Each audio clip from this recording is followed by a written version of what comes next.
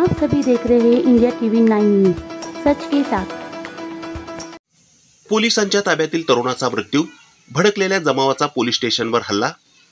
कर्नाटकातील दावणगिरी जिल्ह्यातील चेन्नगिरीमधील आदिल नावाचा व्यक्तीचा पोलीस ठाण्यात संशयास्पद मृत्यू झाला। या घटनेनंतर त्याचे नातेवाईक आणि त्याच्या परिसरातील लोक भडकले। या भडकलेल्या जमावाने पोलीस स्थानकावर दगडफेक करत आग लावली। शनिवारी ही घटना घडली। या घटनेत 11 पोलीस कर्मचारी जखमी झाल्याची माहिती मिळत आहे। कर्नाटकातील दावणगिरी जिल्ह्यातील आदिलच्या मृत्यूची वार्ता पसरल्यानंतर नातेवाईक आणि इतर लोक पोलीस स्टेशनजवळ जाऊन राडा केला।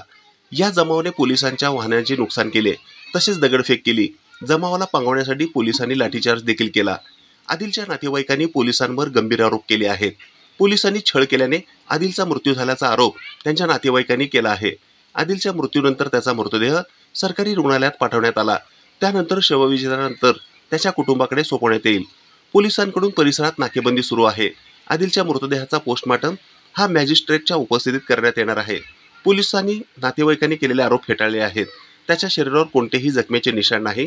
पोलिसांचा दावा आहे की आरोपीला ताब्यात घेतल्यानंतर 7 मिनिटात त्याचा मृत्यू झाला। त्यानंतर त्याला रुग्णालयात नेले।